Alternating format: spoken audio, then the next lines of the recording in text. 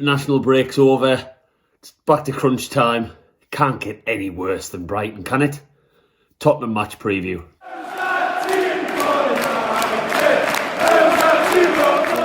Yeah, I'm gonna have to go. I want a match preview anyway. That was Jose Enrique just trying to get me to go out for a few beers over his garden for the Easter weekend.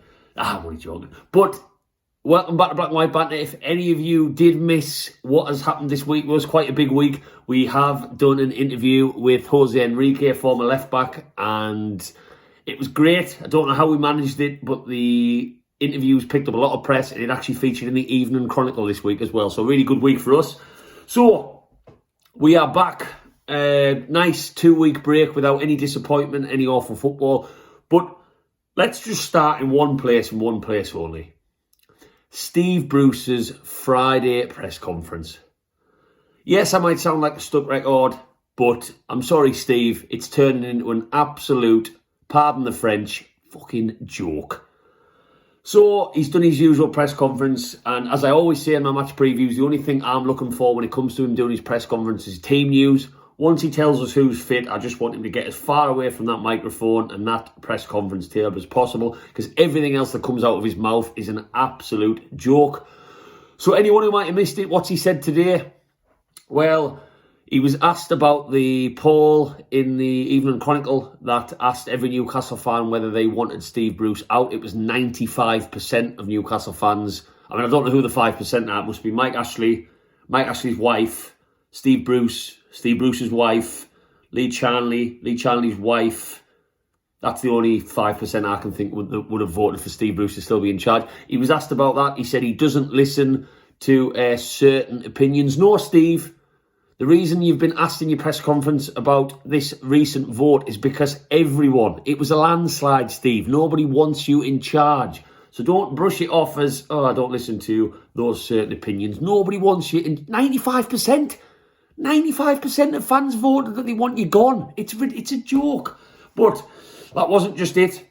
So he brushed that one off his back. He also, when asked about the pressure he's been under, said that he never resigns. He's never walked away from a job before. He never walks away from struggle. Hang on. Let's just rewind a little bit, Steve. So it only takes a quick Google search for any of you Newcastle fans who might look into this, his track record as manager and his history with other clubs, to find out that actually he walked away from Birmingham to take the Wigan job. I think that classes as resigning, Steve. You walked away from Wigan to take the Sunderland job. I think that classes as resigning, Steve. You resigned from Sheffield Wednesday to take the Newcastle job. And I think that classes as resigning, Steve.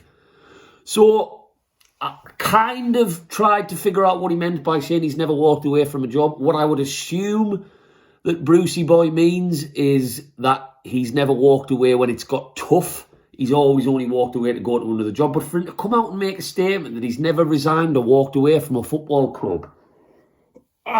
Steve, just stop talking.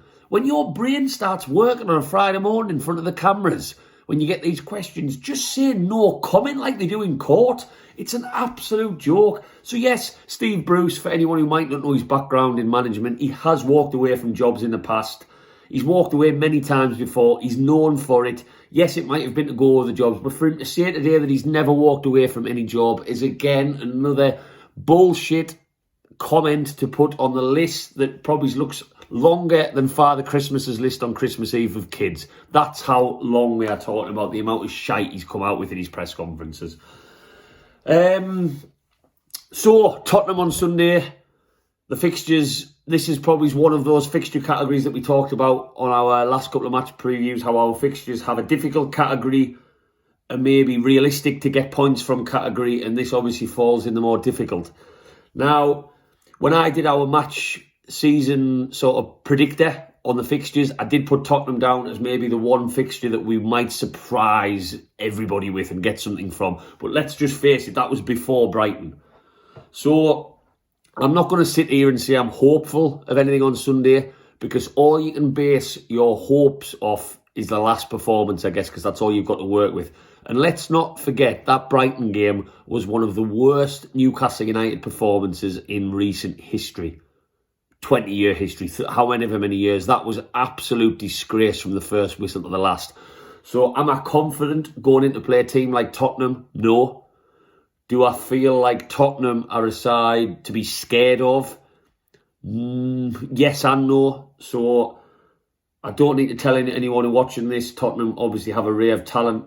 Kane, Son, Lucas Moura, and Ndombele in midfield. He can be a threat on his day if he's up for it. They've got attacking Reguilon at left back. I really like him. He's a threat going forward from full back.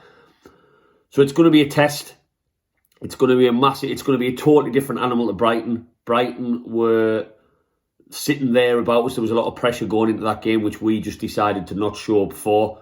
But it's a different animal to that. Tottenham play a very different style. I think our midfield on Sunday is going to have to be up for it. They've got Højbjerg sitting. They've got Ndombele doing the athletic running in their midfield. So if Shelvey decides to not fancy it on Sunday, I think that's a worry from the get-go. I think their forward line, how to contain Son and Kane. Well, you know, Kane's one of the best strikers in world football, not just in the Premier League. So again, that's going to be a challenge. Depending who plays at centre-back, the only way we will get something on Sunday is if we are on our game defensively. And by on our game defensively, I don't mean the slide tackles and all the little things, the smaller components. I mean the very basics. Making sure Kane is marked tight from crosses. Make sure Son is shackled and not allowed to come in on his stronger foot when he tries to get a shot at goal. I think it was last season Son scored against us at St James's Park.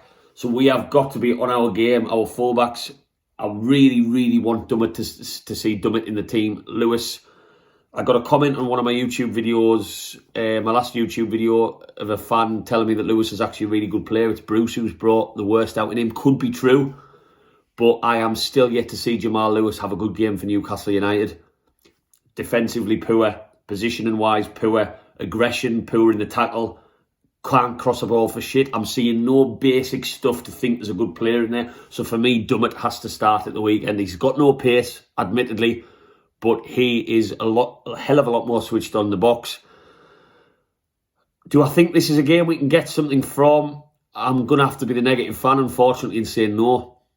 Because we have Steve Bruce as manager, and because the game against Brighton, let's face it, Newcastle fans, the game against Brighton, which game would you rather win, Tottenham or Brighton? I would rather win Brighton. The in and around us, that was the pressure game where we needed to show up and try and get something from a team just sitting above us, and we did not show up for not even 30 seconds of that 90-minute football match. So am I hopeful going into Tottenham on Sunday? No. I think Tottenham have the potential there to absolutely turn us over.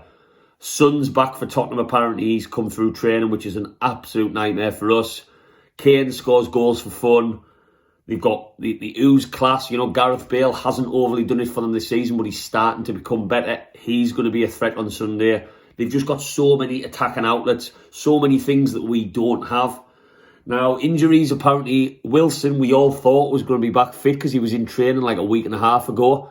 Apparently, Maximin is ahead of Wilson for this, so it'll be good to see Maximin back in the team, but I'm still a little bit sceptical on how that means we play. I think when Maximin is in our team, the whole team looks for him every time and he's our outlet. If he's not on form, then we aren't on form. But to have an outlet like him who can cause problems and do things that nobody else on the pitch can do, it'll be nice to have him back in the side. He needs to pull his socks up though. Maximin is not the best defensively, and I don't think anyone would disagree with me on that. If we are going to get anything, because they have so many attacking threats from wide, from central, he needs to support Dummett. If Dummett is to play at left back, he needs to support his full back. And if he's not up for the fight, I'm sorry, Alan, if you're not up for this fight, then I'd rather see you not on the field, because going forward is all well and good with your tricks, your flips, your crosses and your shots at goal, but you need to graft your bollocks off. If a team like us, in the absolute dire straits at the moment, is going to get something from Tottenham, you need to pull your finger out, mate. So it's good to hear that Maximin might be back. Wilson, it looks like it's going to be touch and go. I had everything on Wilson being back for this one, so to hear that he's not that fit is a disappointment, I will admit. So it's going to be on the shoulders of Gale, possibly. He went with Gale in the last game. Joe Linton, well, you know, we need to see more. And how many times are we going to say that before we just curl up in a ball and die? Don't mean to sound extreme, but literally I don't think I've ever repeated a statement more in my whole life for almost 2 years of my football Newcastle supporting life is we need to see more from Joe Linton. We're not going to see more from Joe Linton. We know what we're going to get. He's going to do a couple of good things. He's going to make a couple of awful decisions. So the games become more and more important. Fulham are breathing down our necks. They look better than us at the moment. We don't expect anything from Sunday's game. I don't think any Newcastle fan will say, I expect us to beat Tottenham on Sunday. That is a very ballsy statement if you think that. I would love, from a more of a philosophical point of view, I would love to think, Mourinho's got that awful record at St James's Park. He's never won here. That does play. It's always been a weird little thing we've had Mourinho, but obviously that was extinguished last season when he got the win for Tottenham. Finally got a win at St James's Park. Obviously no fans in the stadium. I think that helped. So we in the shit, and Steve Bruce coming out and saying the stuff again he does today is just ridiculous. If only we could get in that stadium. Do you not just think that when you listen to Steve Bruce, what he has to say, the shite that we are putting up with at the moment, I just think, let us in that stadium. And I honestly think that Bruce would have been out a hell of a lot sooner had we been allowed in. I'm going to go for a defeat. I'm not going to sit here and lie to the camera and say that I think we're going to get a win on Sunday. The best I think we can hope for is a draw. I think Bruce will set up very defensively. Let's face it, we will be playing awful counter-attacking football on Sunday. We won't see much of the football. If we see much of the football, I will eat my hat. I'll cover it in salt and pepper and a little bit of Tabasco sauce, and I will eat my hat if we keep a lot of the football in the first 20 minutes, half an hour. So we will be sat behind the ball. It's not going to be easy on the eye. Let's just hope with it being a bank holiday weekend that we all may be about 5 or 6 beers deep by the time the match kicks off, because it won't be nice to watch. Best I can think we will go for is a draw, and that will only come by putting every man behind the ball.